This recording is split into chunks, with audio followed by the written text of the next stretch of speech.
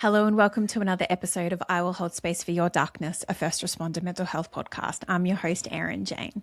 And today I am joined by the lovely Chad Trombley. Chad is a flight medic from the Dallas-Fort Worth area. He has over 20 years in emergency services, starting out as an EMT way back in 2002. He is also the founder of Optimized FR, which is a health performance brand built specifically for first responders.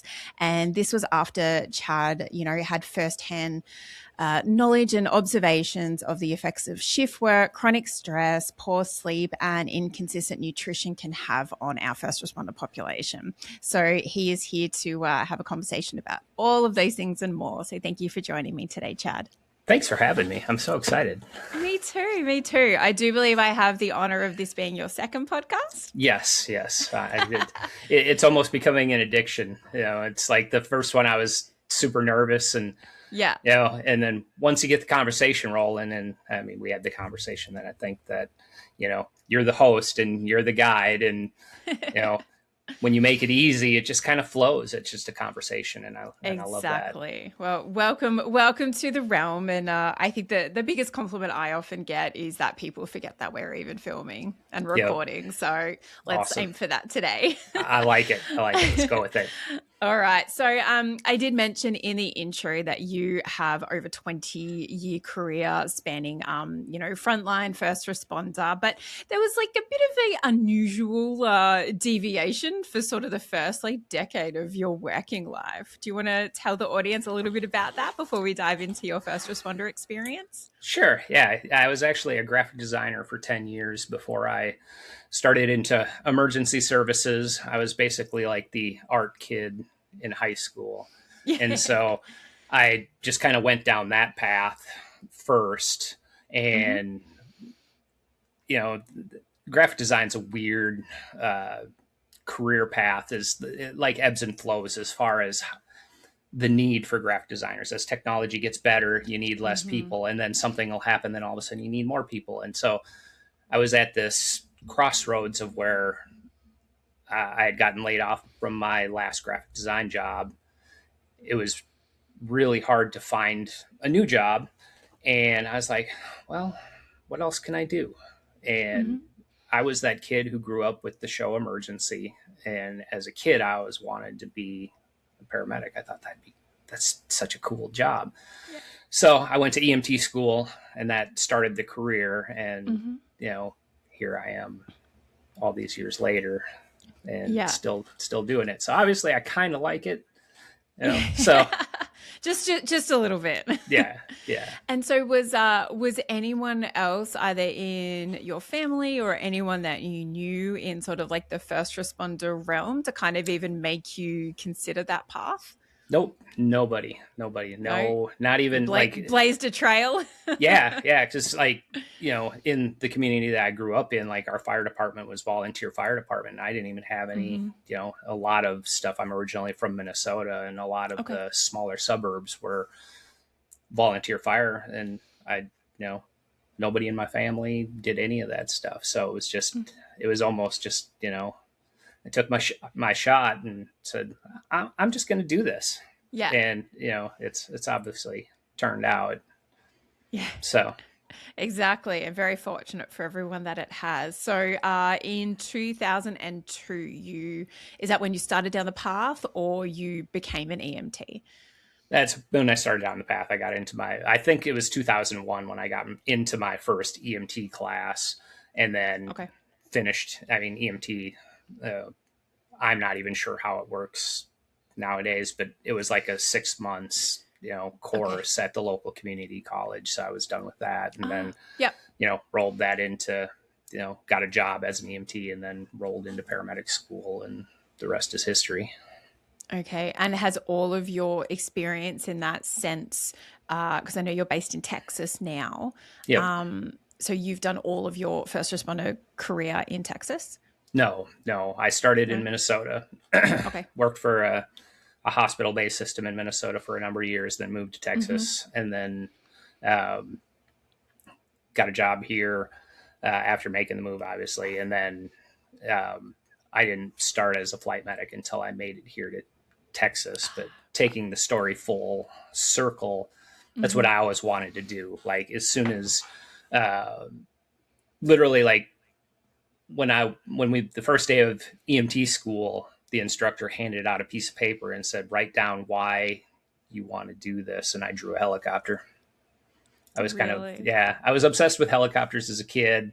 Okay. And it was actually at one point, I had considered going into the military to try to be a helicopter pilot.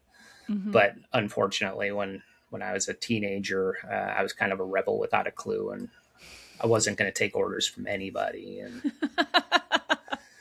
so, and that goes back That led to some unfortunate records. I'm assuming. No, I was blessed to be smart enough to learn how to stay out of trouble. Right. I would try to get into trouble, but I was mostly good enough to, stay out of actual trouble that could have affected my life later. Oh, there you go. And so you obviously sort of spent a couple of years as an EMT, was transitioning and getting that, I guess, like, more training or higher level education as a paramedic. Was that just, you were just like full steam ahead with it? Yeah, for the most part. I finished EMT school, worked as an EMT for probably a year before I got into paramedic school, and then finished paramedic school, and then got that job, and then worked for, I don't remember how many years, it's probably 8 years. And I was actively looking for a flight job when I was in Minnesota. Hadn't quite met what was the standard at the time for a number of years of experience and whatnot. And then when I moved to Texas, I finally gained the minimum required that most companies look for, and then took a couple of job interviews, but finally got the job. And now a helicopter is my office, and that's kind of cool. It is pretty cool. You got to admit that. Yeah. And so talk to me, because I think, I've had sort of one other guest on here before, who was a critical care flight paramedic. Is it essentially just a paramedic on, on the coolest ride imaginable, a helicopter, or is there like the additional training or additional, I guess, maybe concept of care that they require from you guys? Because I think from like a layman's idea, if someone needs a helicopter to get them to hospital, they're normally kind of in a bit of a rough shape. Yeah. And that's, if you talk to a critical care flight paramedic, that's exactly what I am. And that most helicopter companies, that's their whole thing. But and there's obviously different variations. Like here in this area, we have a helicopter that two of them actually that fly out of the two children's hospitals we have here. Yeah, they are primarily deal with children. They don't deal with adults.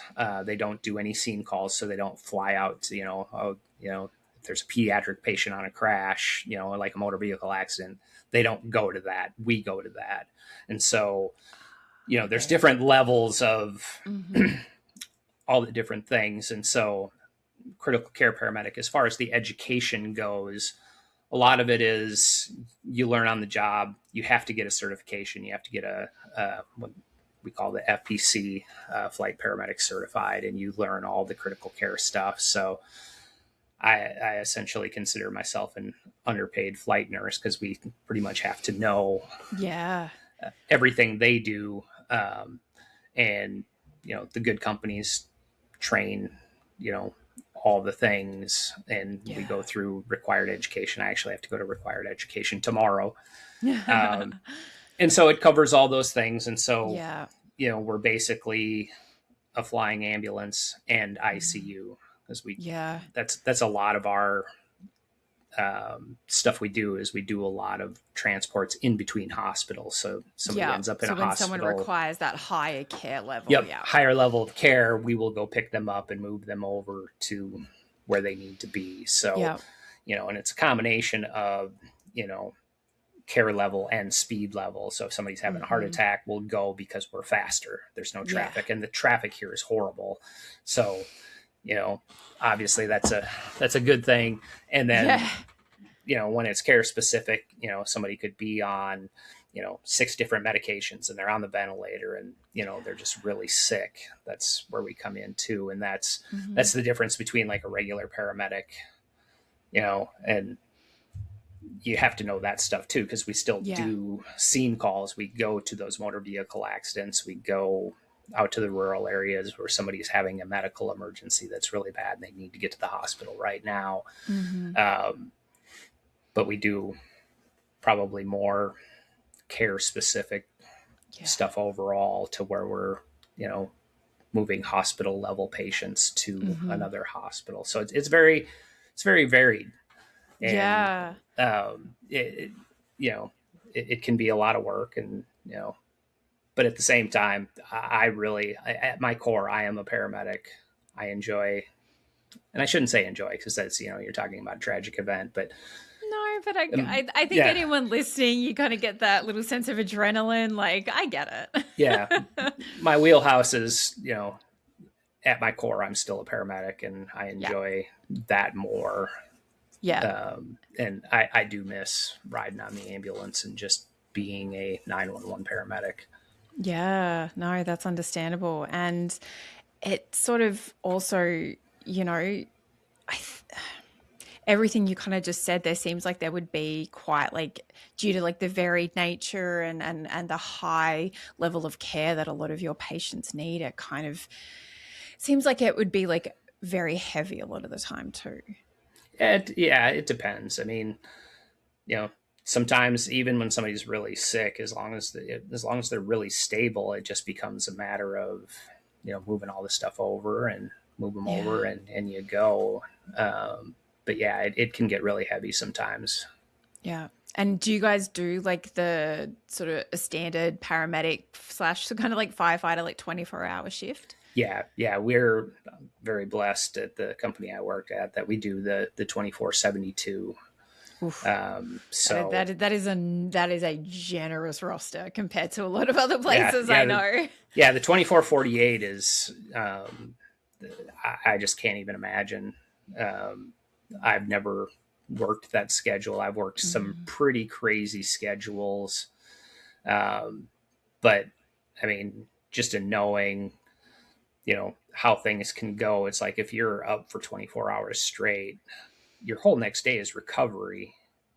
And then and then you only have one day off to do all the things you need to do. Is that really a rest day? No. I mean, you still have to pay your bills, hang out with the kids, do your, housework, your, yard work, whatever. And it's like, especially if you work for a busy service, you just never get any downtime. And so you completely unrelenting. And you're starting to see the shift, and it's amazing, of, 24/72, 48/96, the fire services and a lot of the fire service influencers. I try to keep a pulse on that stuff, even though I'm not a firefighter, just because obviously with my business. There's crossover, of course. And you're starting to see this major push of people, influencer types really trying to push to get away from that shorter schedule, the 24/48.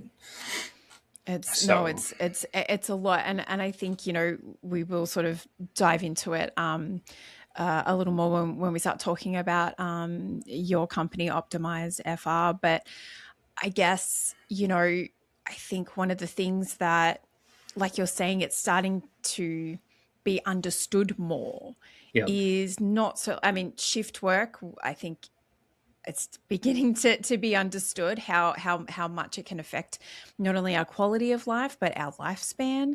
Most people who do shift work tend to have a reduced lifespan as a result, but also the impact of, that continual chronic stress and sleep deprivation on our bodies, on our immune systems, on our mental health, all those kinds of aspects. For sure. I know we were, having a bit of a offline conversation in regards to some of the roles that you've done and how it sort of impacted your own personal mental health, which sort of spurred you on the journey to where we end up today. Whatever you're comfortable sharing, what would you like to tell the listeners about your journey in regards to that? So I've always been a supplement junkie. Like years ago, I was the little skinny kid, and I was always looking for that edge, and I was into the muscle mags and all that, and take this and you'll get huge and all the things. And so it's just always been kind of one of those things that even before I knew what I was even doing, I was all in. I was just like, yeah, I'm going to take this stuff and I'm going to get jacked and whatnot. And that just kind of evolved, and for whatever reason, it's always picked my interest. And so as time has went on, I've, you just kind of, you learn, you get older, you grow, you kind of figure things out. And obviously with the advent of the internet and, all this stuff. And so there, came to a point where you could actually kind of research this stuff. You could access PubMed and see all the research. And then of course, all the articles that people write, and, just because you read it doesn't mean it's true. So, I can write an article tomorrow and tell you that, my supplements will make you fly. And, but, yeah. And there was just, there's a couple of things along the line that, further cemented I would rather do things naturally instead of taking pharmaceuticals. And like what really kind of opened my eyes to the impact that, supplements beyond, your gym supplements was, and I had recently become paramedic. Of course, you're working all kinds of crazy shifts. Generally speaking, we all work lots of overtime because we're not paid well enough for what we do. And that's across the board for all first responders. But I walked into my doctor's office one day because I felt like I was sleeping. I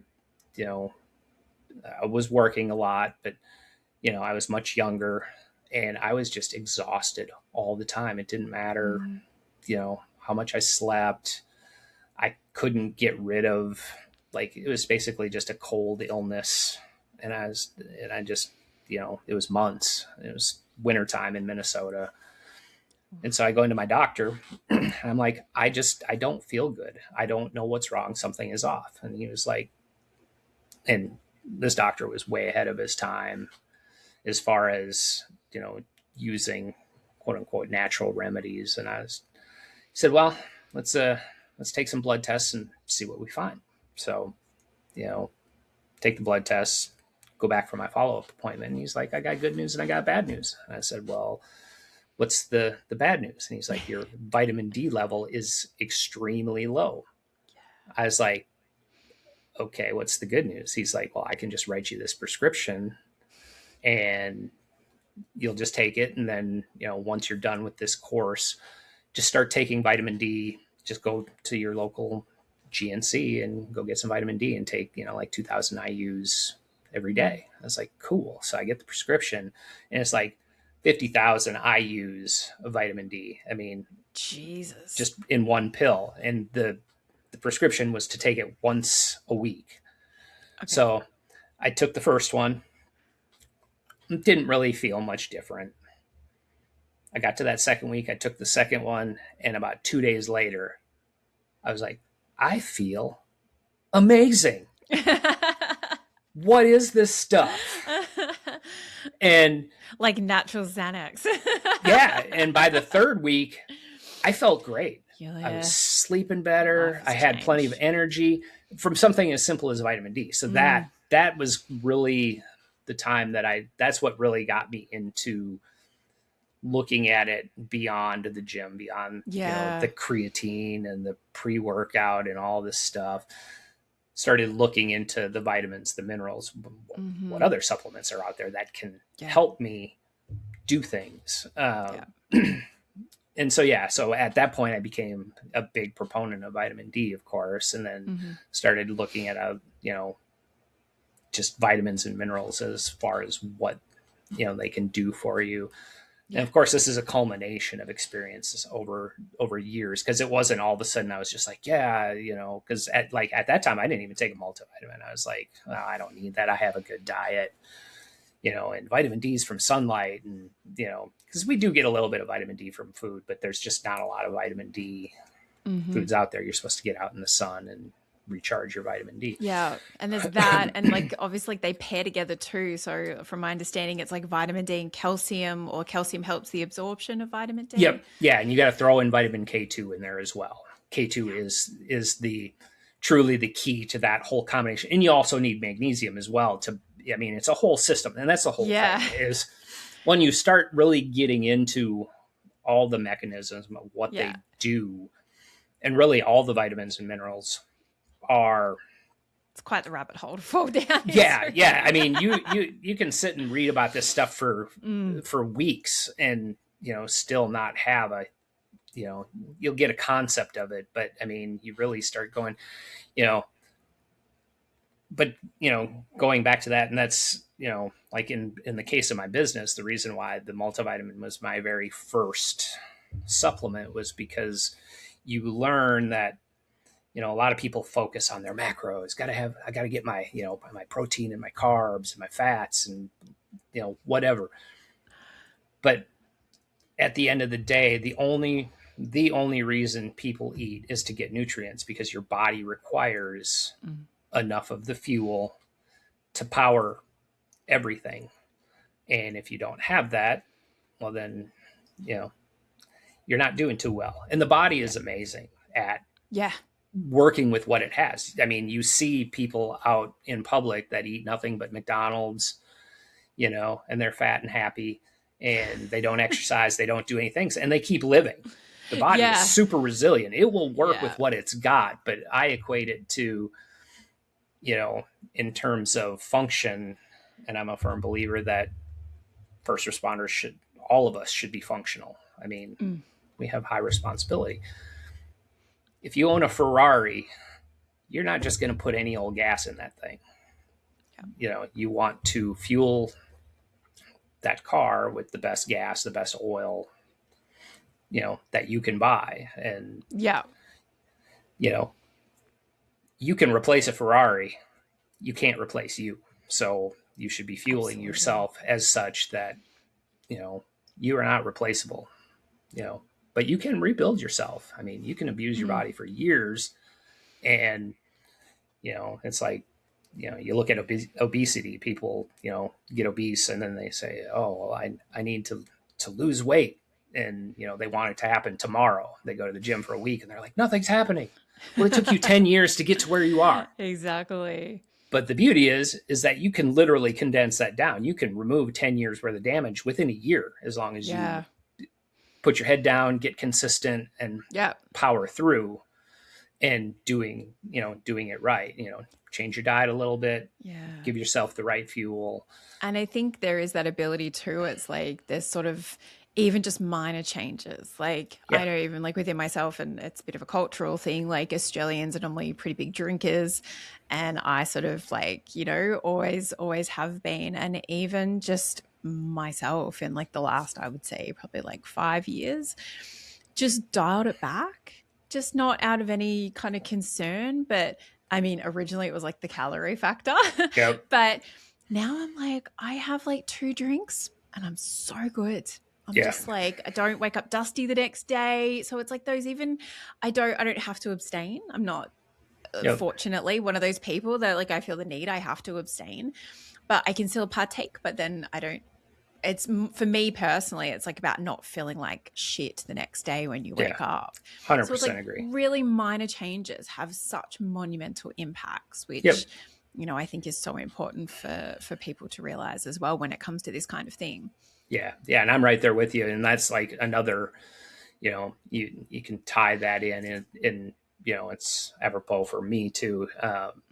Cause I went through my periods of where I drank way too much. And, it's kind of an ebb and a flow. And Yep. it was, God, it's probably been about a year and a half now.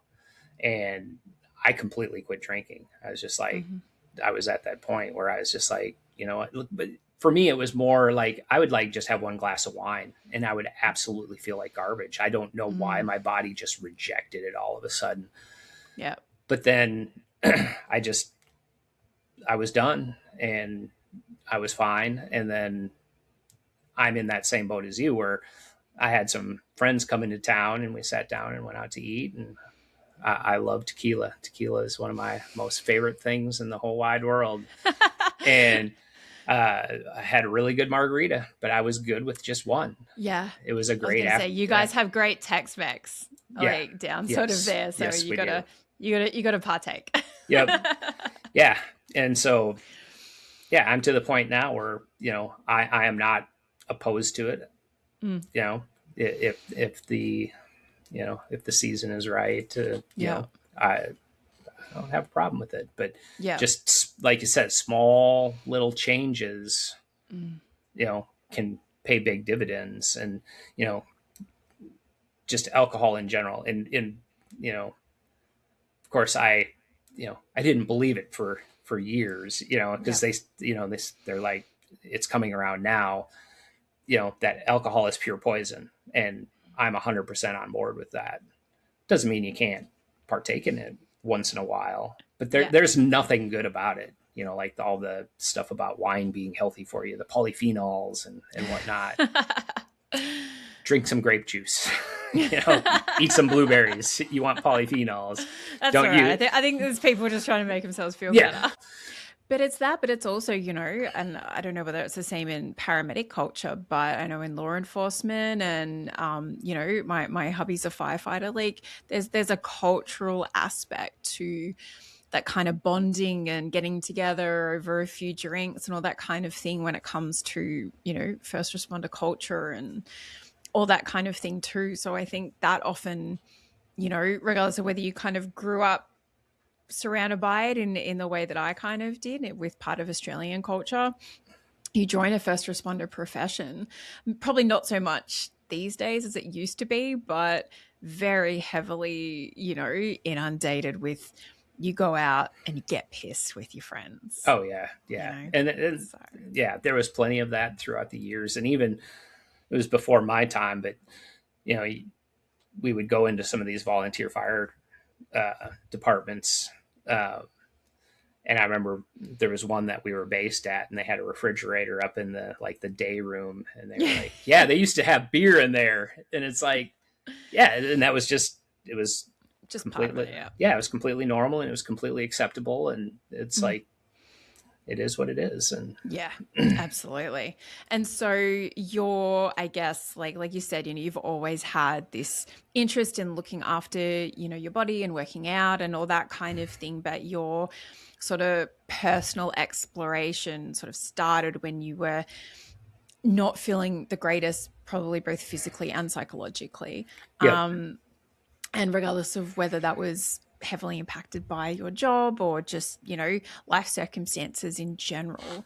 Talk to me about where you went from, discovering the pure joy related to vitamin D to sort of how it spurned you towards, what you do now with optimized FR. So basically, just being somebody who's always really been into supplements. And it's kind of funny because my absolute favorite partner of all time that I ever worked with was somebody back home in Minnesota. Her name's Hattie. Mm-hmm. Hi, Hattie, if you watch this. When I had started this, we were having a little conversation. She's like, I'm so proud of you. You finally started this. I remember when we, were sitting around the base and you were talking about doing this. And I didn't even remember that conversation at all. Wow. And I'm like, yeah, I always did want to start a supplement company because I just, like I said, I've just always been kind of obsessed with it. Yeah. And so just in the times that we're living in, someone like me can just start a business like that. Because back then you couldn't, you had to have so much money. We Yeah, and didn't like have all the, infrastructure behind you, all that kind of yeah, thing. Yeah. yeah, where I can literally, you know, like in my case, my manufacturers, I have one manufacturer in Oklahoma and I have one down in Houston, and I can literally call them and say, yeah, I'd like to place an order, and I'd like to formulate, my A, B, and C. supplements. Yeah. And so I can do all the things, and then I can go online and I can, you know, buy into a website that lets me sell. I can go on Amazon, you Yeah. know, and I have both. So, Yeah. I have my own website that I sell on, and I sell on Amazon. Um, and then I have all the software where I can do a mailing list, and there's social media to where I can advertise, where Yeah. before it was like the only place you advertised was on TV. If you Yeah. couldn't, Or you like the know, radio, like how we met. yeah, yeah, exactly, exactly. So word to the wise, Chad and I got introduced via the Thin Line Rock station because his ad plays on our radio show. And that's actually how I personally learned about Optimize FR, because I was like, recording my radio show when I heard your ad, and I was like, oh, that sounds really interesting. I'll have to, look into that a little bit more. And then, did you reach out to me or did I reach out Yeah, to you? I no, just I can't reached out remember. to you. Yeah, I reached There you out go. to you. Yeah. Yeah, and that's how, obviously that's how I found you, was through the Thin Line Yeah. Rock station, because I There you go. follow you all over there, and whenever Yeah. I'm sitting around working on my stuff in front of the computer, I'll Yeah. turn that on and totally rock out. Yeah. I'll play some good music. And Thank you. But isn't that amazing? And even like radio, you think is kind of like a bit of like that old school sort of, yeah, way to advertise. But look at you and, the current day and age, and especially when it is targeted towards first responders, like this is yeah, where they're going to be able to find it. So that's brilliant. yeah, and that goes back to, who'd ever thought that there would be a first responder specific radio station, because in this day and age we can do that. Exactly. Isn't it great?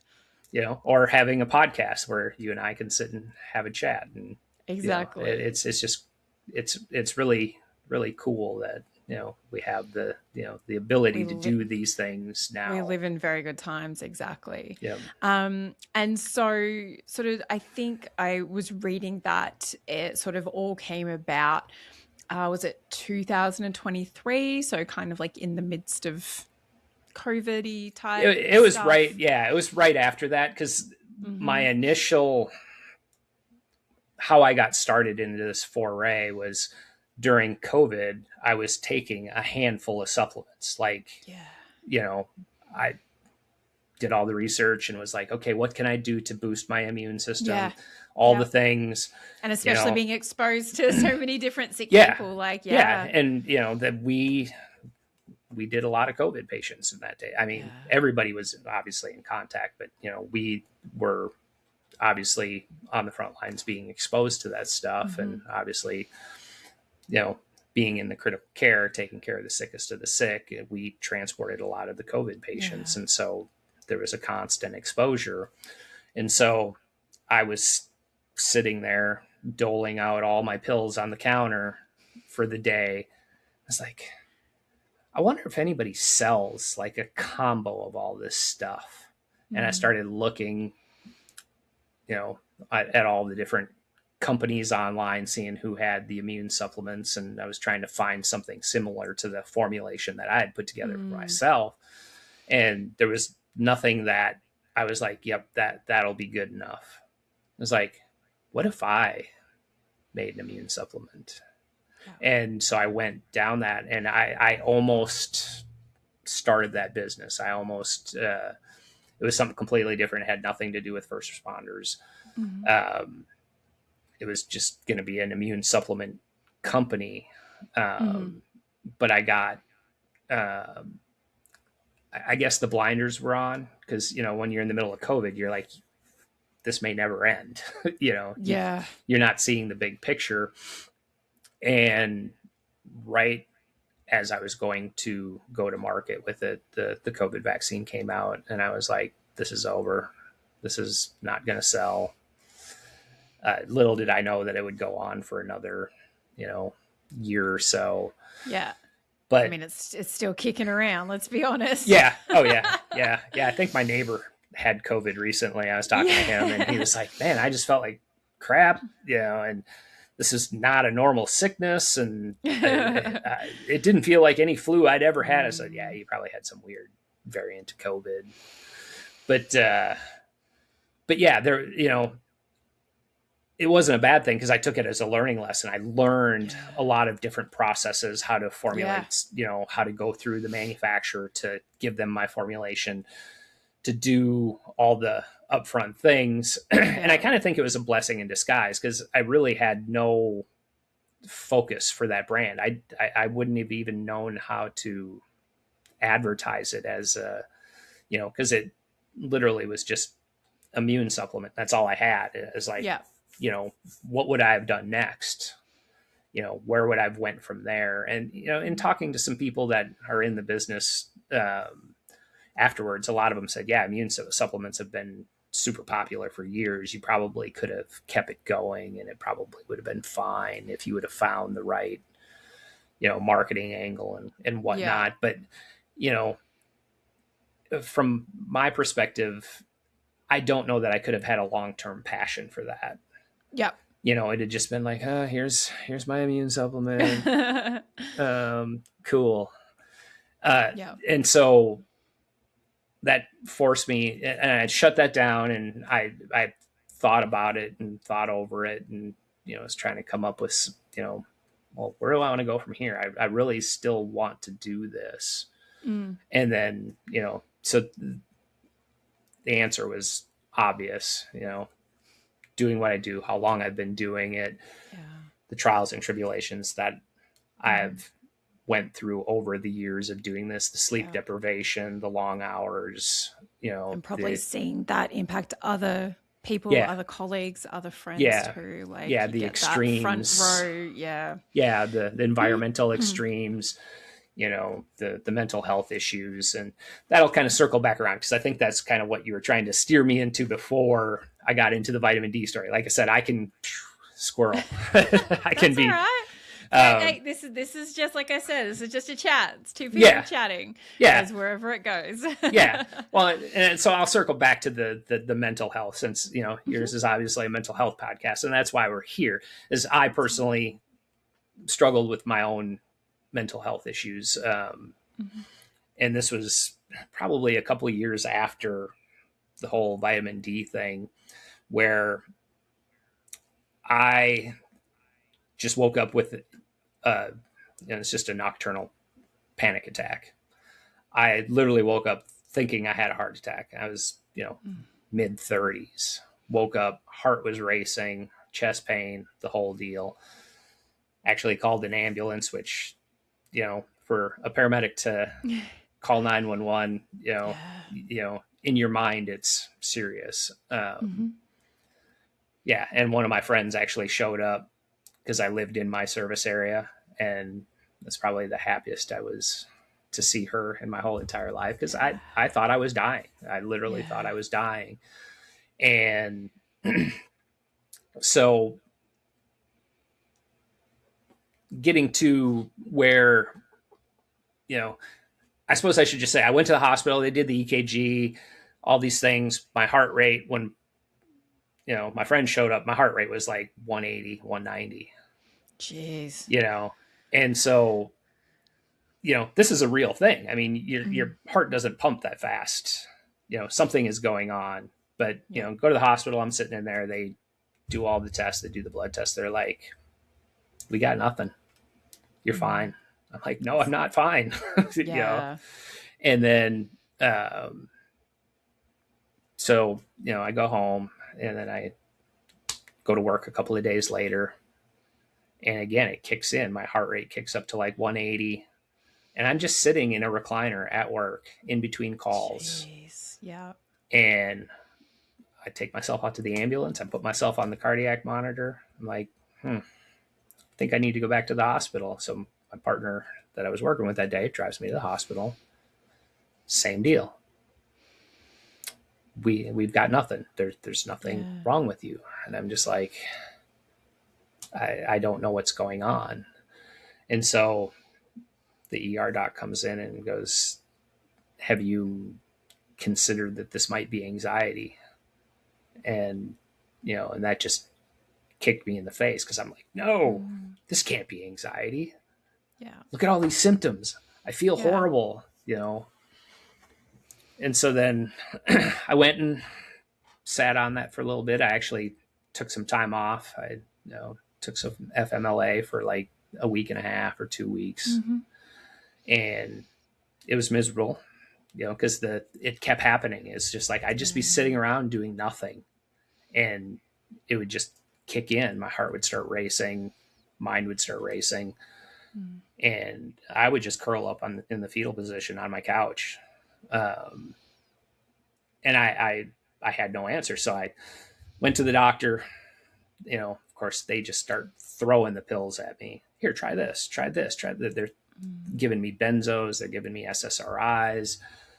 Well, the SSRIs will take, however long to, kick in. But in the meantime, and like me, I'm scared to death of the benzos. I had seen coworkers go down the route of like narcotics, and addiction, and stealing them from work. And we carry them in our pocket. And so like, I'm like breaking these pills in half and quarters just to try to take the edge off. Cause I'm like, I do not want to be on these things. Yeah. But I feel horrible.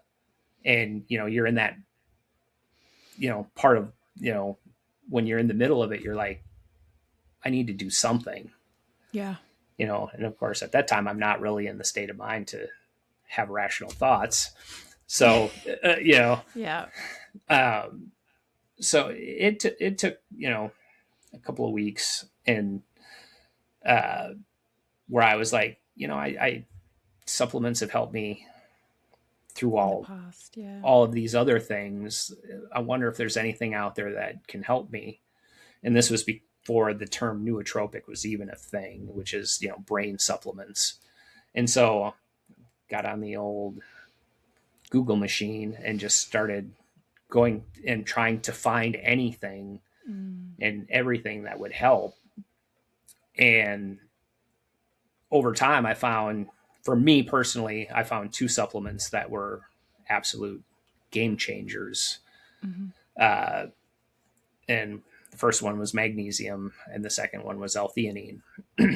And L-theanine became my benzo. Like, it worked so well for me. But I had actually found, back when message boards were a thing, like people were talking about L-theanine and like how it worked better than their benzos.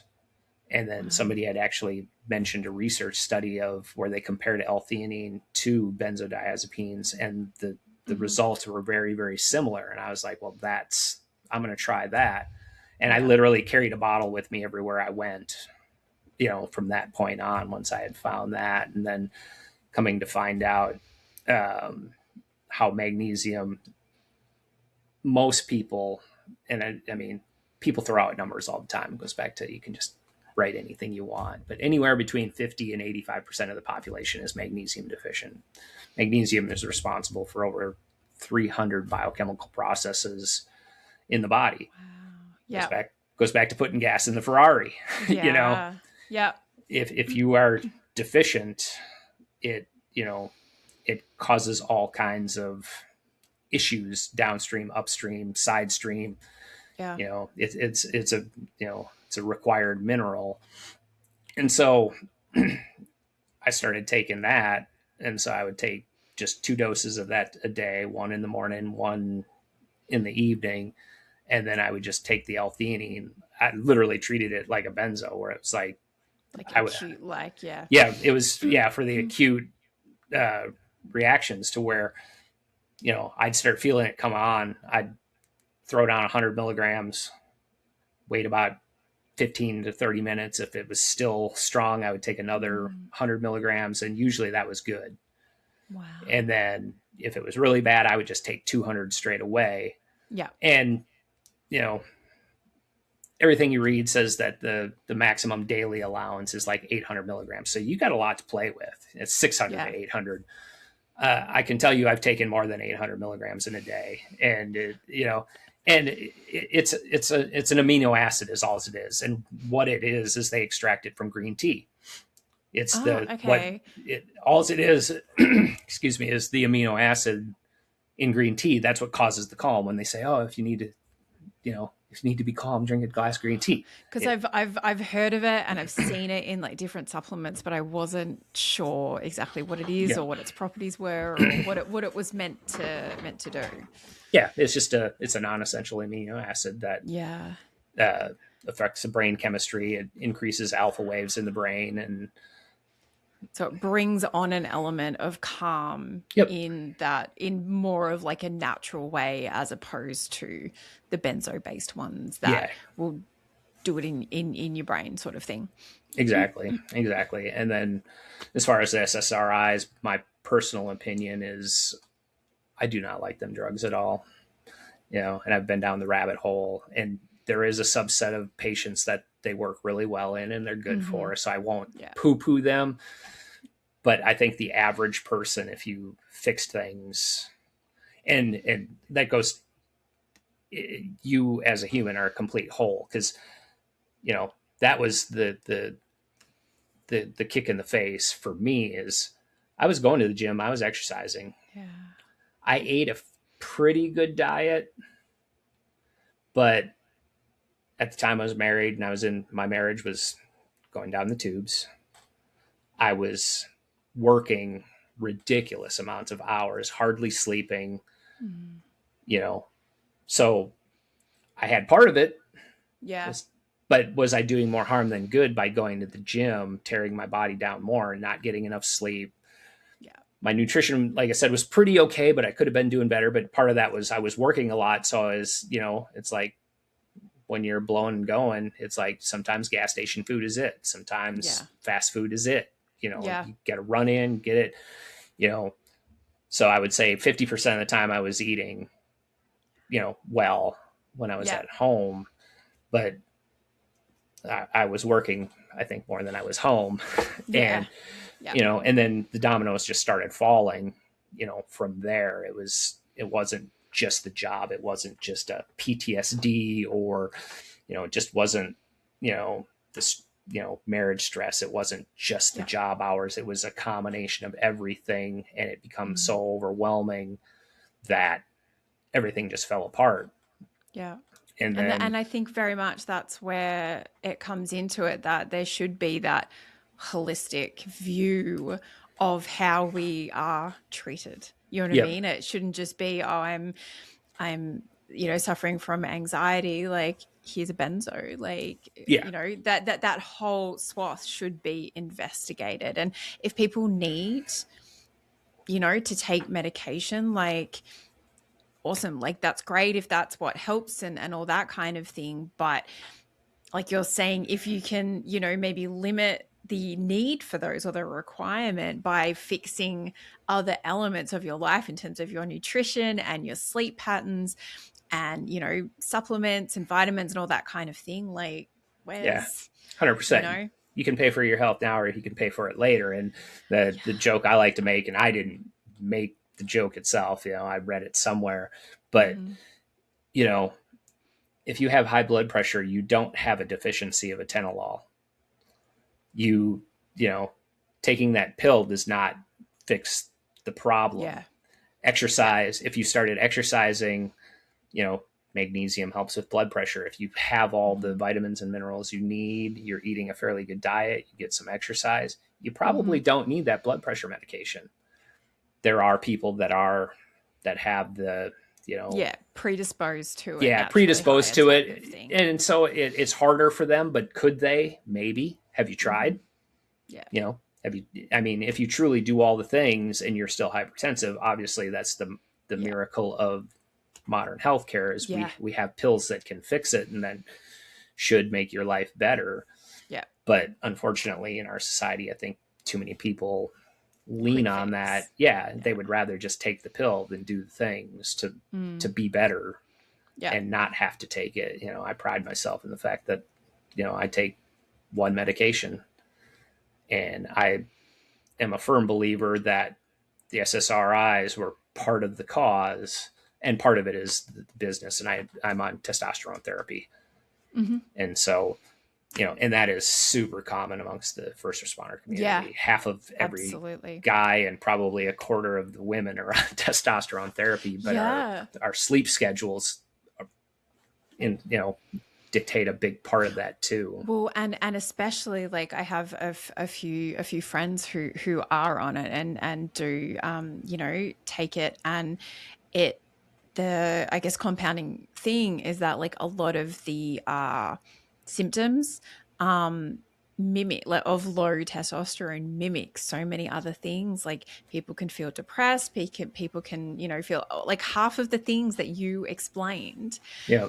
And they don't know what's wrong. All they know is like something feels off, something feels wrong, or that kind of thing. So I have like a few friends, especially like men into their 50s, I think there can be like a bit of a natural shift, same as women, starting to go through perimenopause, menopause, all that kind of thing. Our things change over time. Exactly. So being made more aware of not only the discrepancies in it, but like how it can affect us is like really important. Yeah, and our bodies are just being assaulted from every angle, as far as, something as simple as microwaving food in plastic and all the xenoestrogens that are in the plastic. Quit microwaving stuff in plastic. Get yourself some glass bowls. So, and that is a cause. They have research out there that like young kids, like 18-year-old kids are low T. How is that possible? Jesus. It is absolutely ridiculous to me. And it's like, but they're, it goes back to, SSRIs and all the psych drugs that they're throwing these kids on them. They're acting up in class. Well, take them outside, let them run around, but they just want to medicate them to calm them down. And it's like, no. And, it's altering brain chemistry. It's altering body chemistry. And, and the microwaving in plastic. To this day, you go into the freezer section and everything's in a plastic bowl. You throw it in the microwave and you eat it, and you're eating all kinds of poison. And, and I will admit, occasionally when I'm in a hurry, I will just do that too. But I really try hard to take it from a plastic bowl and put it into a glass bowl and then microwave it. And wow, this conversation, you can sort of take it that I will now no longer microwave anything in a plastic bowl. Thank you. So there you go. You've one person over. That's all great. right. Perfect. And I will say I am such a true believer when it comes to magnesium. Like, oh my goodness, like I'm someone who I work out a lot, and again, don't judge me, I take gummy vitamins. But some of them are pretty okay. Some of it, when my daughter was younger, I gave her a gummy vitamin that was, oh God, I don't even remember the name of the brand. Yeah. I can picture the label, but it's really a pretty good brand. I have my magnesium without fail. It's like religious. Every single night I take 2 gummies, and it's like I don't wake up sore. But I tell you what, if I forget to take it, which is very rare, if I forget to, God damn, I feel it in my body the next day. Like I've even like woken up at like 3 o'clock in the morning and have felt sore and gone, oh my God, I forgot to take it. And I'll like get up and take it and like try to catch up. Like the impact of even just little things like that. And even like I was having a conversation with my hubby this morning going like, man, I feel like shit. Like what is going on? And I'm up in Boston. It's cold. We've had snow on the ground for like probably at least 2 or 3 weeks. And I'm just like, I'm over it and whatever else. And then it also clicked. And I'm like, I normally start taking vitamin D supplements in October. Yep. And try to kind of like, stock it up sort of thing, because I have noticed the difference of like experiencing that kind of winter blues, I guess is probably like the best way to describe it. And that's where it comes from, is your low vitamin D. Exactly. And I noticed like such a difference within myself. And I literally had probably forgotten to take it. I think I moved the bottle, I was cleaning the bench, whatever, and it got like lost behind something. And then it clicked in my head today, and I was like, damn, I'm like, I've not taken vitamin D in a couple of weeks, and I'm like, and I feel it. Yeah. So it's yeah, and it's a slow burn because your body stores vitamin D, and and that was that whole the 50,000 IUs. You take one, and then it's it ramps up, and then slowly comes down as your body uses it, and then you take another one, and it's fat soluble, so you store it in your fat tissue, and so the idea is to build up that store, and then obviously in the wintertime in Boston, you're not outside, you're not getting any sun at all, and maybe a little bit on your face every now and then when you go outside, but that's it's brutal. That was my whole problem with the low vitamin D was it was it was late winter, and wasn't getting enough sun, and just tanked. It was like single digits, and the minimum you should be at is 30 milligrams per deciliter. And you can get a blood test for that. You can go to your doctor, or you can order your own blood test just to see where your vitamin D level is at. And bare minimum, it should be 30. I like to ride mine between 60, 70-ish is where I like to keep mine personally. But yeah, I mean, I'm right there, with you. Obviously it's magnesium, vitamin D, I'm a big proponent of multivitamins, and that's kind of where my, that's part of the selling point of my multivitamin is my multivitamin has 2,000 IUs of vitamin D in it. So it acts as like it's almost like a 3-in-1 type vitamin. I have the vitamin D and K2 in my multivitamin. And then I also have coenzyme Q10, which some people take that, on the side. Let's completely pivot into that. So obviously you pivoted from going from the immune-based one to more like a first responder type one. Like, talk to me about what I guess you have on offer that is specifically tailored for first responders, and why exactly what you're saying that you're putting into it is going to be so impactful and positive for them in that way. Yeah. So my personal opinion is supplement number 1 and supplement number 2 for just about anybody. And obviously the whole first responder angle is because obviously I can relate and I can talk to first responders and feel like I can help them. Number 1 is a multivitamin. You got to have the nutrients to power the engine, to do all the things. I formulated it. I personally like a 1-a-day multivitamin. There's something to be said. There are plenty of good, 2-a-day multivitamins. Some people like to take 1 in the morning, 1 in the afternoon to get that nice, of a whole day's worth, or whatever you want to call it, string it out. Me, I just want to eat my breakfast in the morning, or if I'm fasting in the morning at lunch, I want to take my multivitamin and be done with it. I take a lot of supplements. So if I can condense stuff, so that's from a selfish perspective, I wanted a 1-a-day. Would I do a 2-a-day later if I can build the company big enough to, where I can have, more than one multivitamin for the people that like 1-a-day or 2-a-day? That would be great. That would be, a bucket list thing for me. I'd love to grow to that, but selfishly it's a 1-a-day. And because it's a 1 capsule, I really had to work to get the levels of the vitamins and minerals at meaningful doses to all fit into 1 pill.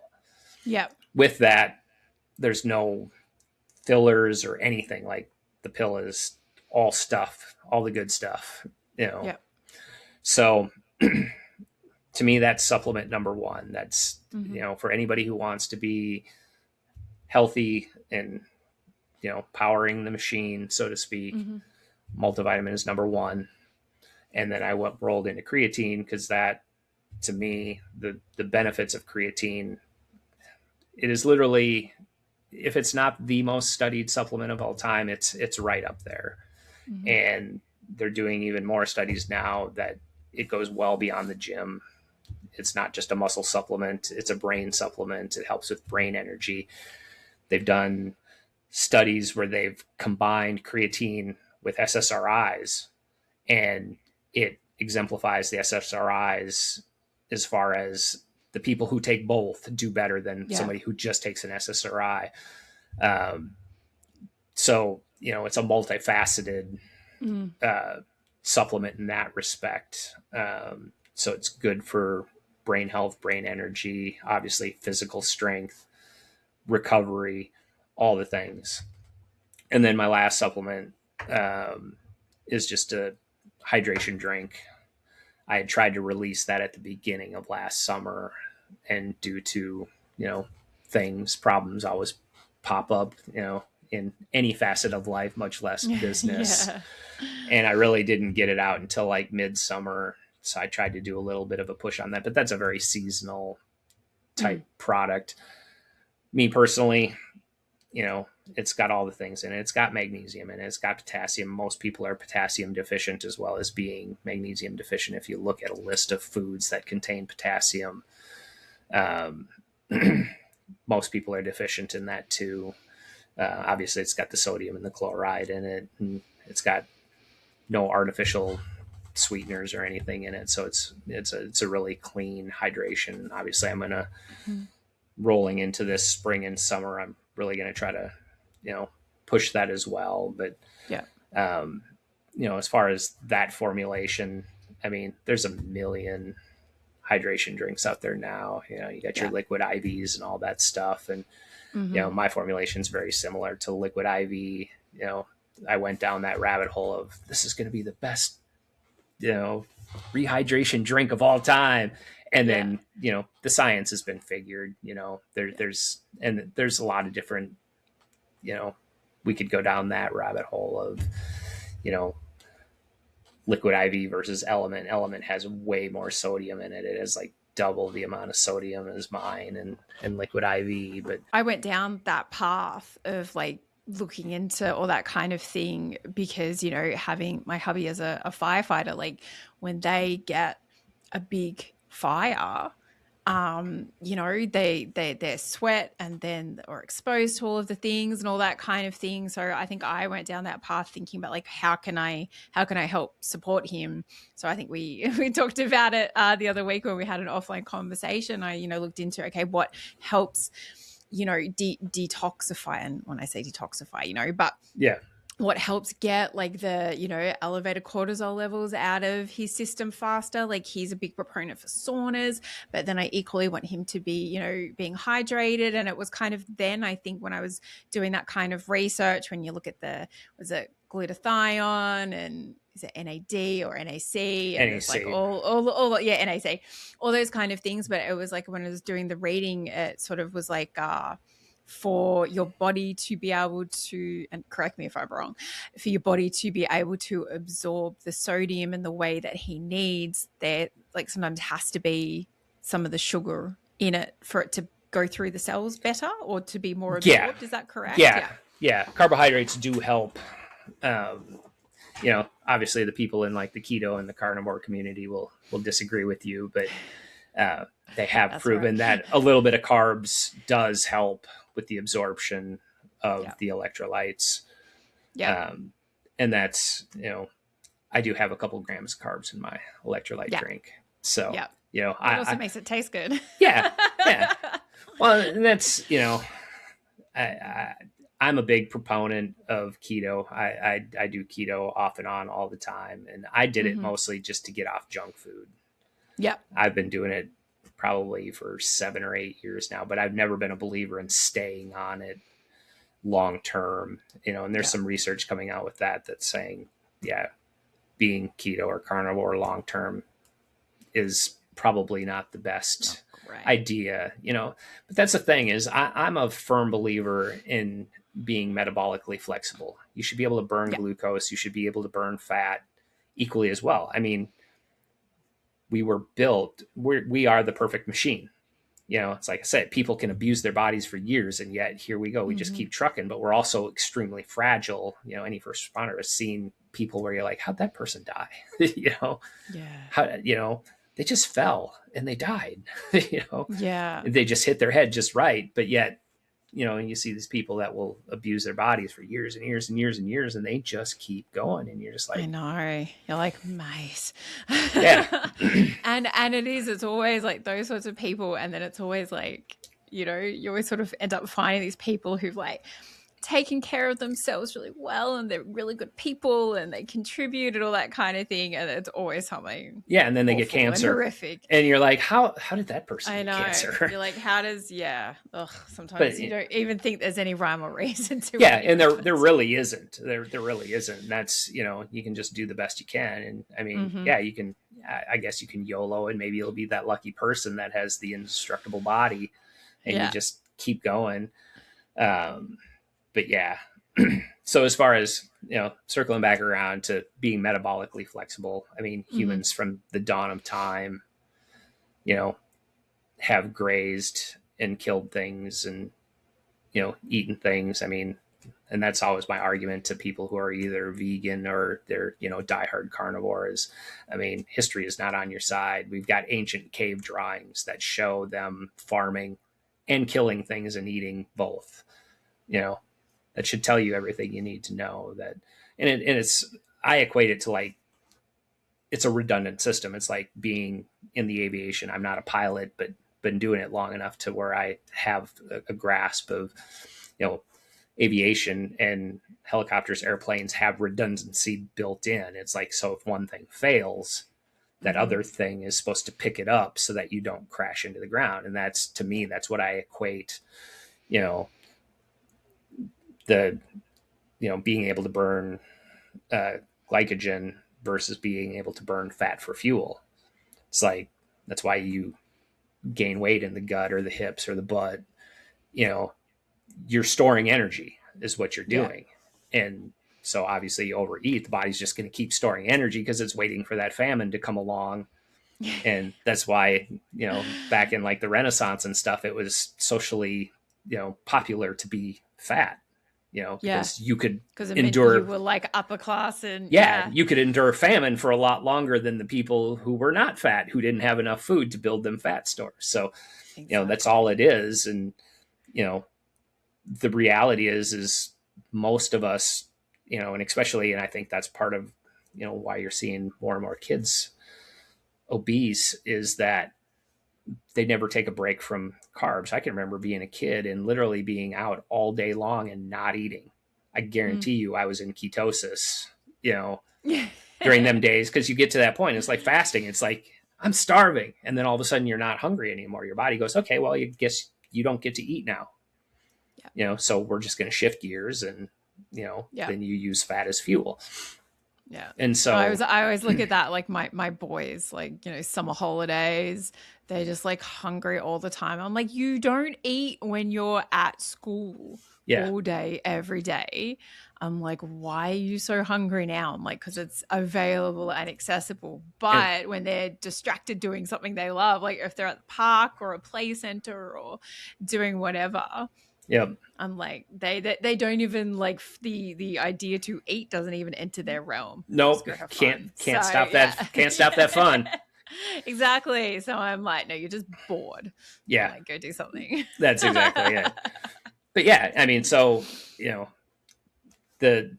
should have, the capacity, to be able to flip back and forth between the two with ease. And because I've been doing keto for so long, I have zero problems. Like I can stop eating carbs tomorrow, and probably within 2 days, I will be in full blown ketosis, and I can just ride that. And I actually feel better when I'm in ketosis.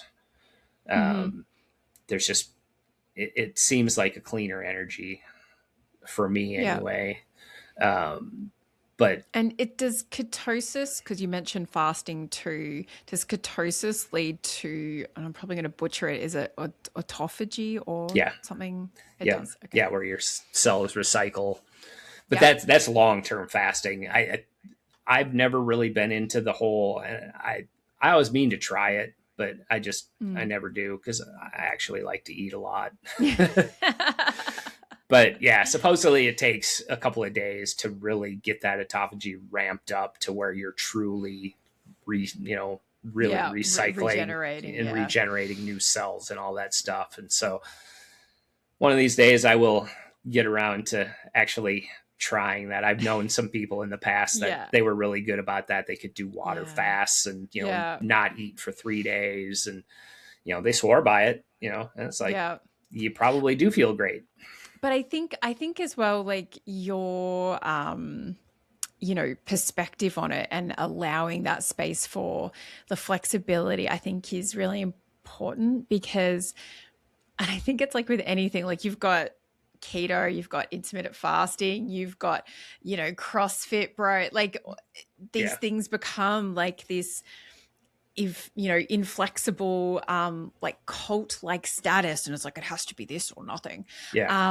Or it's like, cutting like no sugar and this and that. And, or like, no medications when it's like, for some people they work. So I think allowing space for that flexibility, because everyone's experience is subjective. Everyone's biology and predisposition to things are subjective and very, very different depending on even just genders and backgrounds and all that kind of thing. So I think really being able to like educate ourselves and learning, well, okay, so it doesn't just have to be this one fix. Like let's look at improving all of these different elements of our lives to then hopefully live in the best way possible. So like you're saying, allowing for that, well, I can do this, but you know what? I love smashing a burger sometimes. So I'm going to eat the carbs of the bun and do all the different kind of things. Like I think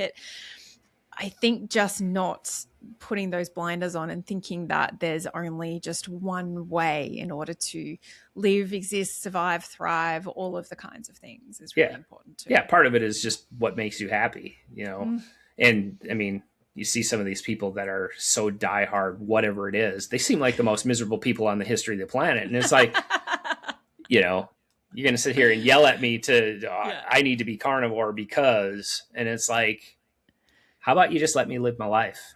And if you want to destroy your own health, I guess, good on you. You do you. But, when it impacts other people, so like in the realm of being a first responder, it has lots of downstream effects. If you work, behind a desk in an office where you're producing whatever, your life is probably not affecting, other people too much, but at the same time, you probably have family and whatnot. And it's, there's a meme that's going around that, you say you do anything for your kids, but will you get healthy? Yeah. To me, that one, hits, real hard. It's like, yeah, I mean, do you want to be around for your kids? Yeah. Yeah, I've seen that. And I think it's like, you say that you will die for your children, but will you live for them? Yeah. That's the other variation of it.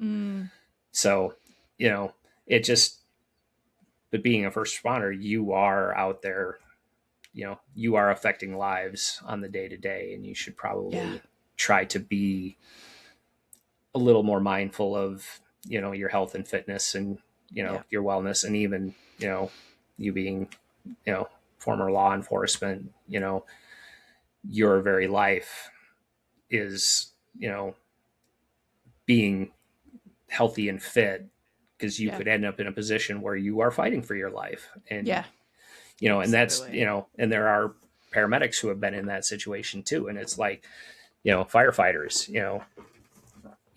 you should be able to, handle yourself and handle things that come along in, just a physical realm, Yeah. It's about part of our roles is also about being competent and efficient and effective and all of the different things. So I always look at it like looking after ourselves is part of being competent in our roles. Exactly. Mm-hmm. And so just to, So just to clarify, you've got the multivitamin. Yep. You've got the creatine Yep. based one. So is Yep. that like a tablet form too, or a No, it's capsule form powder. too? It's Oh, that powder. one's powder. Yep. Okay. It's just your typical creatine. Okay. It's just straight creatine. My Yep. little hack on that is, especially for people who forget to take their creatine, is put it in your morning coffee. Ah, there you go. It's super simple. That's mine. And does it dissolve well into coffee? Yeah, it actually dissolves better. Yeah. Like as in the fact that it's hot, or the fact that it's like part of it is because it's hot. Okay. Creatine's basically a salt. And so the problem that some people have with creatine is it like causes bloating and discomfort, belly discomfort. And part of that is that a lot of people just throw it in like cold water and it doesn't dissolve all the way down. Well, water follows salt and it will absorb water, causing the bloating, the discomfort. And so one of the tricks is to, if you're one of those people that gets bloated and uncomfortable for it, is, and some people are that's just going to be a problem for them. But the next thing to try is to try to put it in something like coffee or tea to dissolve it even further and see if that solves the problem. Ah, very interesting. There you go. From interesting, a good tip there from Chad. Yeah. And then are you still selling the hydration one? Yep. Or is that is cool? So it's like the three main things on your website that are available. Tell the people either where they can find you, when they can follow you, where can they purchase, any of these supplements and, specifically tailored for that first responder population. Yeah. So basically my website is just optimizedfr.com. Super simple. I'm also, as of right now, the multivitamin is just available on Amazon. The overlords that control us all. Exactly. You have to jump through so many hoops, and there's different things. Is only available on my website right now. I'm working on getting that up on Amazon, and hoping to have that up there, and probably I'm hoping less than a month. And then beyond that, if you go to my website, get on my mail list. That would be awesome. I shouldn't say constantly, I sporadically send out emails with all kinds of different tips and tricks and just information that hopefully you would think is relevant. And then beyond that, I do have like subscribe and save on Amazon, and I have the same type of deal on my website. So you can save a little bit of money if you choose to subscribe. And you can find you on the socials and stuff as well. Yeah, I'm on the typical Instagram, Facebook, and then LinkedIn, but I don't do anything with my LinkedIn. I always forget about it. I know. I'm terrible at the same. And so I just, for anyone listening, I will pop all of Chad's like contact details and website information and everything like that on the in the show notes. Perfect. So if you're listening and you are driving or something and don't have a chance to write it down, you can just check out the links in the show notes and that will be fine.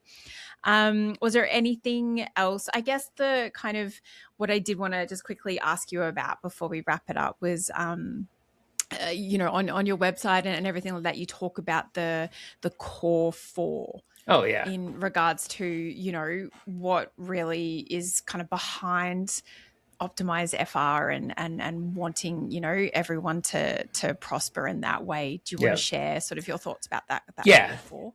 And that's kind of a lot of my emails on my email list are driven behind how to live that. And this is nothing earth shaking, groundbreaking. People have talked about this, but it's just, I put a cute little name that, is catchy to make you think about it. Yeah. And so basically it's just, and it goes back to, almost like aviation. It's almost like a checklist. And so it's nutrition, exercise, mental health, and putting that all into just a framework of what did I do for my day. So, you can just wake up in the morning and go, what am I going to eat today? Am I going to eat the good things? Or and I'm a firm believer of like the 80-20 rule. If you eat 80% of the time really good, you got 20% to blow. Just eat whatever you want. Have fun with it. Live a little bit. It goes back to that whole living thing. You Yeah. know, what am I going to do for exercise today? Am I going to do nothing? Am I going to take a rest day today? Because I need a rest day. Maybe work was real hard. What am I going to do for my mental health? You know, am I, am I going to not scroll endlessly on the phone? Am I going to get out and see some sunshine? Am I going to, go for a walk? Yep. My big thing for resetting is going fishing. I love fishing and don't get to do it nearly enough, but doing those things that you really enjoy and using, all those things and just using it as a checklist throughout the day to say, did I do these things? And you can just kind of check them off the list. And it's literally, you can go through it in less than a minute. It's almost like an affirmation in the morning to remind yourself, what am I going to do? And then you come back to it at night. The one that I left out was sleep is, how did I sleep? Am I going to get to bed at a decent time tonight? What do I got going on? Maybe I have to stay up, or if you're at work, you have no choice, it's the calls come as they come, but if you, like law enforcement, if you work day or night shift, really, focusing, just sleep, and we never really hit on that, but sleep is like the biggest metric for, I actually have the book sitting right in front of me, and I pimp this book everywhere. Oh, this is you wrote. Was it Why We Sleep? Yes, you told me about that. What's the author's name? Matthew Walker? Yeah. Is that what it was? Yep. Okay. And so it will. We've got time. Talk to me about why that's really impactful for you. I actually listened to the audiobook and then I bought the book just so I could go back and highlight stuff in there. But it legit will.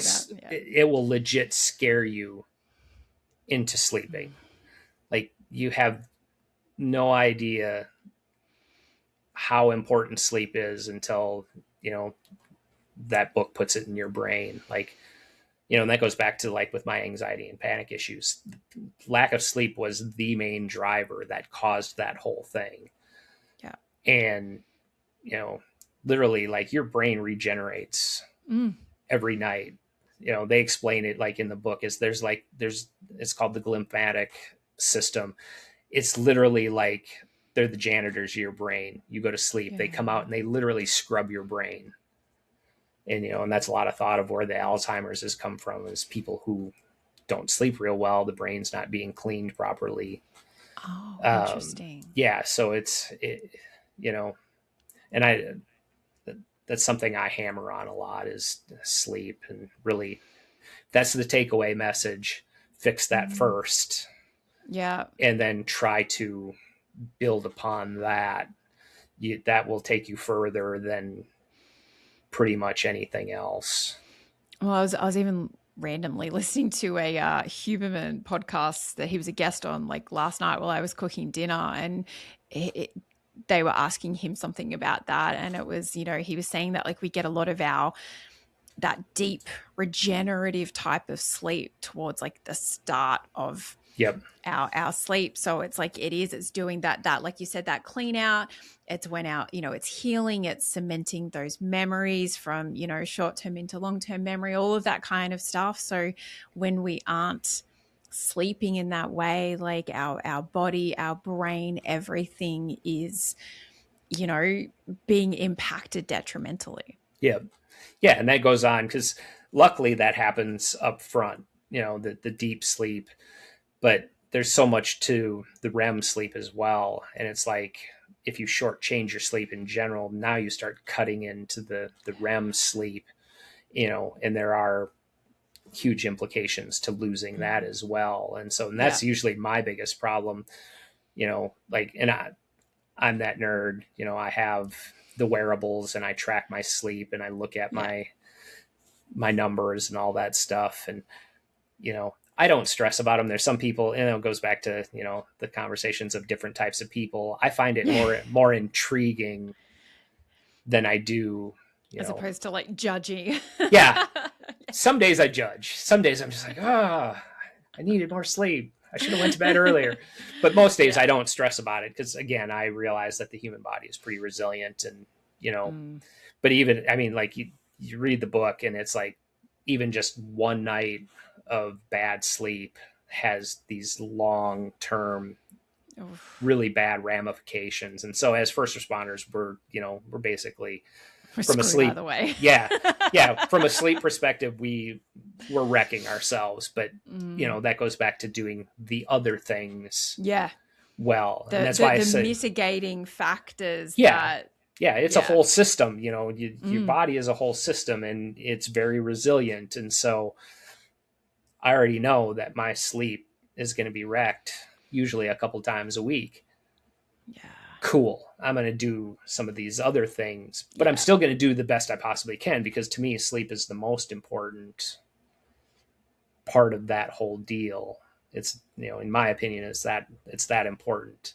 And I'm going to use all the other things to mitigate, and that goes back to, being reasonable and treating it as a system. Cause it's like, okay, so I don't get a good night's sleep. Well, I was planning on going to the gym, or I was up all night and I was planning on go to the gym. Would I be better off resting, or would I be better off breaking my body down some more?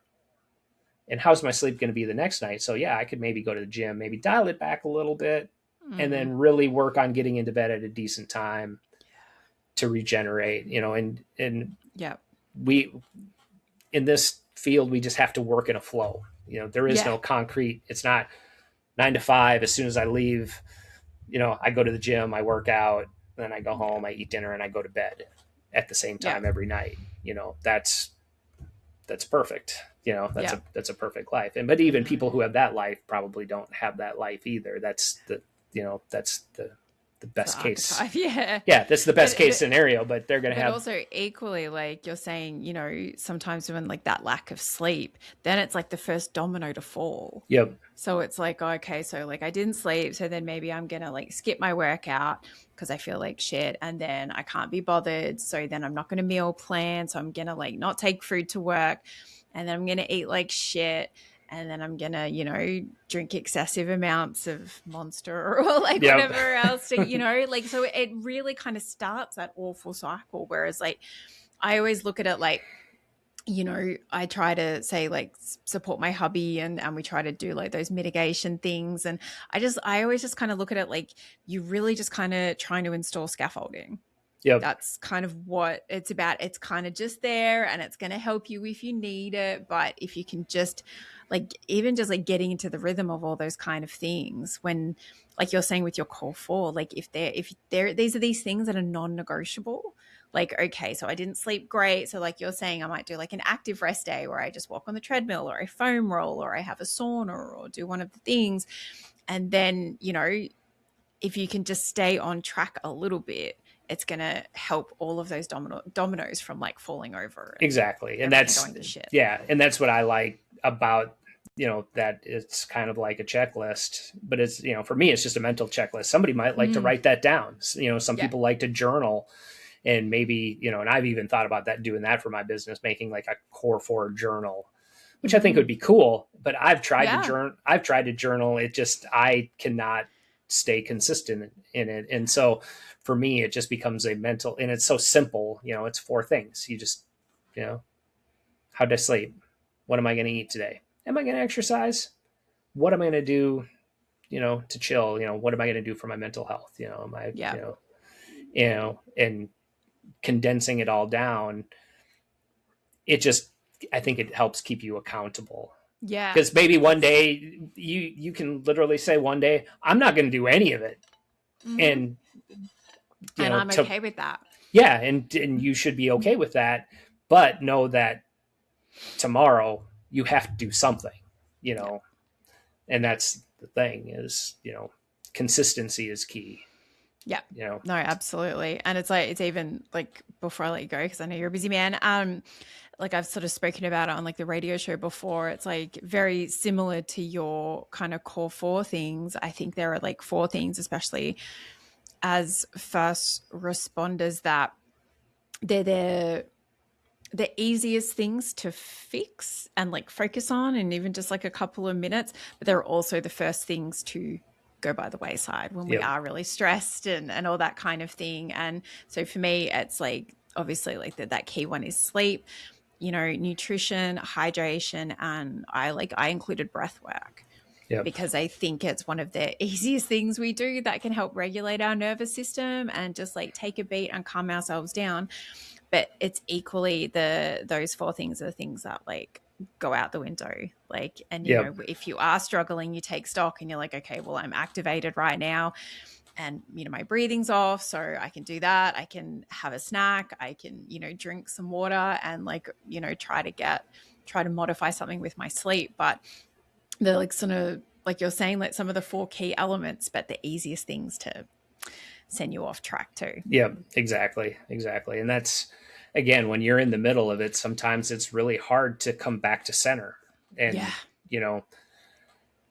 you have to try real hard to come back to center. And there's, or have somebody who helps keep you accountable to do such things, and just say, hey, dumbass, come here. Exactly. We need to reel you back in. I know. And most of us do need that, let's be honest. For sure. All right. Well, Chad, I just want to say thank you for your time today. Really appreciate it. We normally end these conversations with asking our guests 2 questions. So it's sort of based around the name of the show, I Will Hold Space for Your Darkness.